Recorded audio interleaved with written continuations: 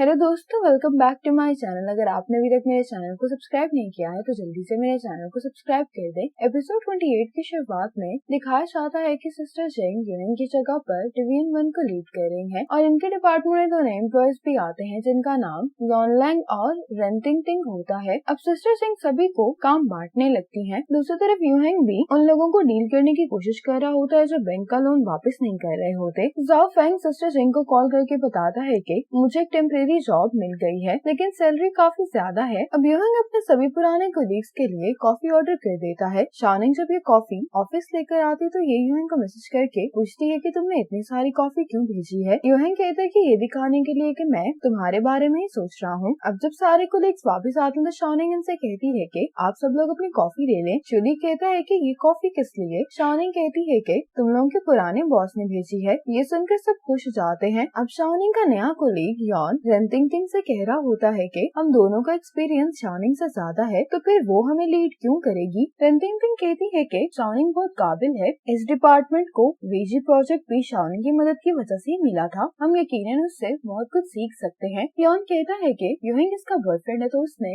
अपनी परफॉर्मेंस शानिंग के साथ शेयर करनी होगी। अब तो यूहिंग यहाँ से चला गया तो मुझे पूरा यकीन है कि शानिंग कुछ भी अचीव नहीं कर पाएगी। इतने में यहाँ पर शानिंग आ जाते हुए कहने लगती है कि उसकी भेजी हुई कॉफी पी रहे हो तो फिर तुम लोगों को उसकी गर्लफ्रेंड के बारे में गॉसिप नहीं करनी चाहिए। और यॉन से कहती है कि मैं काम के लिए जा रही हूँ, अगर तुम्हारे पास वक्त हो तो तुम आ सकते हो। ये सुनते ही यॉन भी शानिंग के साथ चला जाता है। शानिंग आज एक दूसरे बैंक के अकाउंट मैनेजर से मिलने के लिए आई होती है जिससे ये अपना क्लाइंट एक्सचेंज कर लेती है। जिस तरह से शानिंग डील कर रही होती है वो देखकर यॉन काफी इम्प्रेस होता है। ये अकाउंट मैनेजर शानिंग को थैंक्स बोलता है कि इसने ये क्लाइंट देकर इसका परफॉर्मेंस टारगेट पूरा करवा दिया है। अब शानिंग यूहिंग को बता रही होती है कि जब हम वापस आ रहे थे तो यॉन ने मुझसे माफी मांगी कि उसे मेरे बारे में इस तरह से नहीं सोचना चाहिए था। उसने कहा कि तुम वाकई में काबिल हो, तुम्हें किसी आदमी पर रिलाई करने की जरूरत नहीं है। यूहिंग ये सुनकर हंसने लगता है। यूहिंग कहता है कि मेरी नजर में तुम इस दुनिया की सबसे काबिल इंसान हो। शानिंग कहती है कि आज उस अकाउंट मैनेजर से मैं मिलने के लिए गई थी, वो भी मेरी ऐसी ही तारीफ कर रहा था। उसका नाम श्यामू है, क्या तुम उसको जानते हो। यूहिंग कहता है कि हाँ। शानिंग कहती है कि मैंने सुना है कि वो अपने बैंक के अकाउंट मैनेजर्स में से सबसे हैंडसम है। यूहिंग कहता है कि क्या वो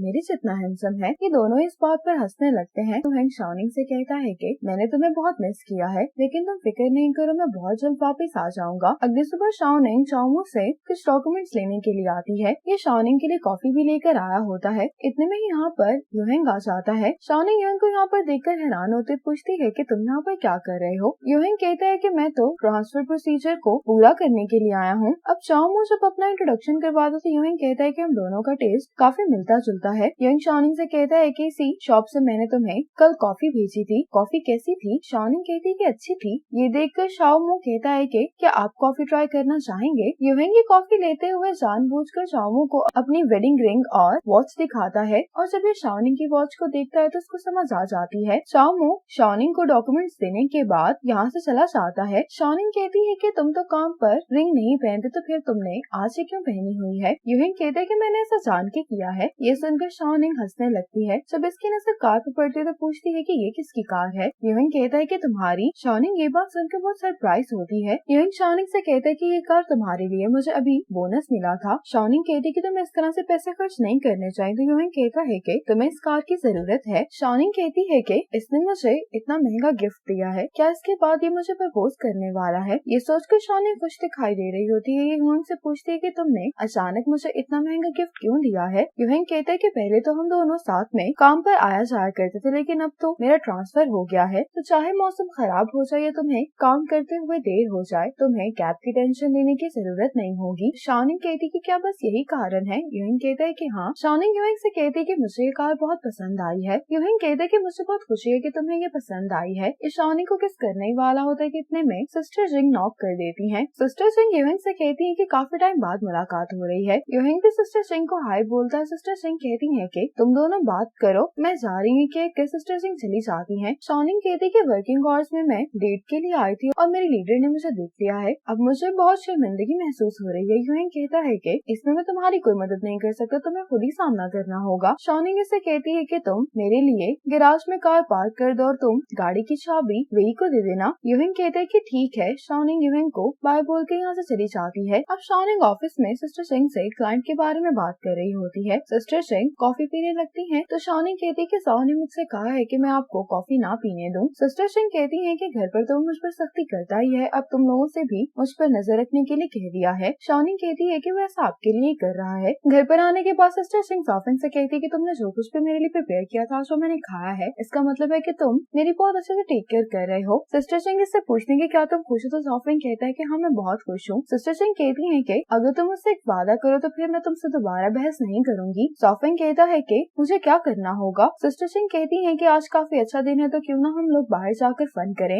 अब सिस्टर सिंह साफिन को अपने साथ बाहर में ले आती हैं। सिस्टर सिंह यहाँ पर आकर काफी एंजॉय कर रही होती। साफिन सिस्टर सिंह को डांस करने से मना कर रहा होता है। सिस्टर सिंह साफिन से कहती है कि क्या तुम्हें नहीं लगता कि ऐसे तो मैं डिप्रेशन में चली जाऊंगी? अगर तुम नहीं चाहते कि मुझे डिप्रेशन हो जाए तो प्लीज मुझे आज एंजॉय करने दो। ये साफिन से कहती है कि मैं वादा करती हूँ कि जैसे ही मेरी तबीयत थोड़ी सी भी खराब होगी तो हम फौरन घर चले जाएंगे। साफिन इसके लिए मान जाता है। अब सिस्टर सिंह कहती है कि ये तो मेरी फेवरेट ट्यून है, मैं तो डांस नहीं कर सकती। साफिन को कहती है कि तुम मेरी जगह पर जाकर डांस करो, लेकिन साफिन तो सोच चुका होता है। सिस्टर सिंह कुछ देर साफिन को इस तरह से देखने लगती हैं और फिर साफिन को जगाती हैं और कहने लगती हैं कि मैं काफी बोर हो रही हूँ तो हम घर चलते हैं। साफिन कहता है कि ठीक है। जब ये दोनों वापस आ रहे होते हैं तो साफिन कहता है कि तुम इतने टाइम बाद बाहर आई थी, लेकिन तुम मुझे इतनी जल्दी वहाँ से लेकर क्यों आ गई? क्या तुम्हें डर था कि मैं तुम्हें घर पर जाकर क्रिटिसाइज करूंगा? सिस्टर सिंह कहती है कि मुझे इस बात का एहसास हुआ कि तुम बहुत थक चुके हो। सिस्टर सिंह कहने लगती हैं कि हम दोनों की जिंदगी में अचानक इतना बड़ा चेंज आया है। मैं भी इस नई जिंदगी की आदी बनने की कोशिश कर रही हूँ, लेकिन बाज दफा ना चाहते हुए मैं अपना गुस्सा तुम पर उतार देती हूँ। इसके लिए सिस्टर सिंह साफिन से माफी मांगती हैं, लेकिन तुम्हारे लिए भी सब कुछ आसान नहीं है। तुम मेरा और मेरे खाने का ख्याल रखते हो। जॉब से वापस आने के बाद तुम्हें घर के काम भी करने पड़ते हैं। इस सब के लिए मैं तुम्हें खास तौर पर थैंक्स बोलना चाहती हूँ। साफिन कहते हैं कि अगर मैं ये काम ना कर सकता तो फिर मैं तुमसे शादी क्यों करता? साफिन कहते हैं कि मैंने सोच लिया है कि हफ्ते में एक दिन हम दोनों हैंग आउट करने के लिए बाहर जाएंगे। साफिन कहते हैं लेकिन तुम्हें मुझसे वादा करना होगा कि तुम ब्लॉन्ड हैंडसम लड़कों वाला शो नहीं देखोगी। सिस्टर सिंह यहाँ से जाते हुए कहती हैं कि अब मैं वो नहीं देखती, तुम्हें मेरी बात पर यकीन ही नहीं है। साफिन हंसते हुए कह रहा होता है कि मैं सच कह रहा हूँ। आज यूहिंग जब वापस घर पर आता है तो शाओनिंग सो चुकी होती है। ये देखकर यूहिंग भी शाओनिंग के पास कुछ देर के लिए बैठ जाता है। अगले दिन ये दोनों बाहर घूमने के लिए आते हैं, लेकिन इन दोनों को ही अपने ऑफिस से कॉल आ जाती है। इसलिए शाओनिंग यूहिंग को हक करते और इसको बाय बोलकर यहाँ से चली जाती है। आज यूहिंग अपने कोलीग्स के साथ मिस्टर सन से मिलने के लिए आया होता है, जो कि लोन लेने के बाद बैंक को पेमेंट नहीं कर रहे होते। यूहिंग कहता है कि अगर हमें अपना परफॉर्मेंस टारगेट पूरा करना है तो हमें मिस्टर सन से बात करनी होगी। ये लोग मिस्टर सन का इंतजार कर रहे होते हैं। इतने में यूहिंग का कोलीग कहता है कि यहाँ पर बारिश होने वाली है, इसीलिए क्यों ना हम लोग कल आ जाएं। यूहिंग कहता है कि तुम दोनों चले जाओ, मैं मिस्टर सन का इंतजार करूंगा यहीं पर खड़ा होकर। यूहिंग अब शाओनिंग को कॉल करके कहता है कि मैं आज रात वापस नहीं आ पाऊंगा, इसलिए तुम आज अपने पेरेंट्स के घर पर चली जाओ। शाओनिंग कहती कि ठीक है, तुम भी अपना ख्याल रखो। शाओनिंग ने यूहिंग की कार के लिए जो बैग तैयार किया होता है, यूहिंग जब इसको खोलता है तो उसके अंदर शाओनिंग और यूहिंग की तस्वीर भी होती है। ये तस्वीर देखकर यूहिंग मुस्कुराने लगता है। शाओनिंग अपने पेरेंट्स के घर पर होती है। मॉम शाओनिंग से कहती है कि जब तुम लोगों के रिलेशनशिप के बारे में किसी को मालूम नहीं था तो मुझे इसी बात की फिक्र रहती थी कि कहीं तुम लोगों के रिलेशनशिप एक्सपोज होने की वजह से तुम्हारे काम पर फर्क ना पड़े, लेकिन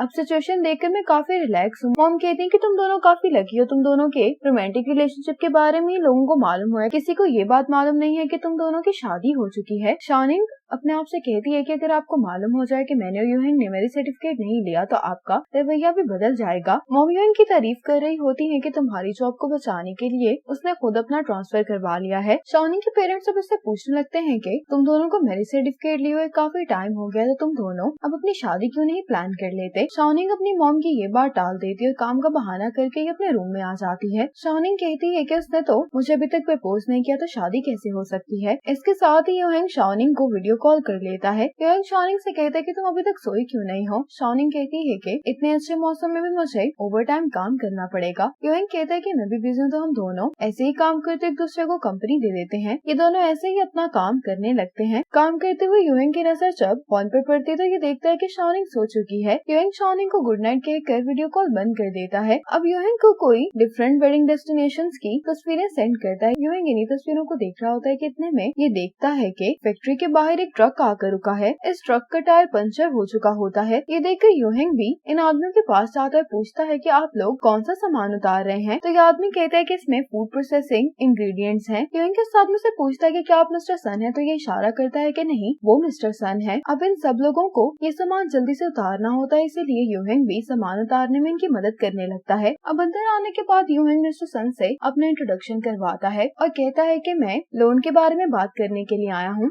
मिस्टर सन कहते हैं कि जब तक मेरे पास ये फैक्ट्री है मैं काम करता रहूंगा, लेकिन अगर बैंक की फैक्ट्री ले लेगा तो फिर मुझे वापस अपने घर जाना पड़ेगा। और जहाँ तक बात रही कर्ज के पैसे वापस करने की, तो मेरे पास कोई पैसे नहीं है। यूएंग कहते हैं कि मैंने आपके एम्प्लॉय से आपके बारे में बहुत अच्छी बातें सुनी है, तो मैं जानना चाहता हूँ कि आखिर हुआ क्या था। मिस्टर सन कहते हैं कि उस वक्त पर जब मैंने लोन लिया था तब मैं अपनी फैक्ट्री का कारोबार बढ़ाने की कोशिश कर रहा था। उस टाइम पर बहुत सारे बैंक्स मेरे पास आए थे लोन की ऑफर लेकर। मुझे उनकी ऑफर अच्छी लगी तो मैंने बैंक की ऑफर एक्सेप्ट कर ली, लेकिन उस लोन के पैसों से जो मैंने सामान खरीदा था वो बिका ही नहीं। इस नुकसान की वजह से न मैं अपना बिजनेस बढ़ा सका और न ही मेरे पास बैंक को वापस करने के लिए पैसे हैं। यूएंग कहता है कि आपके मसले का मेरे पास एक हल है। इसी मोमेंट पर एपिसोड 28 खत्म हो जाती है।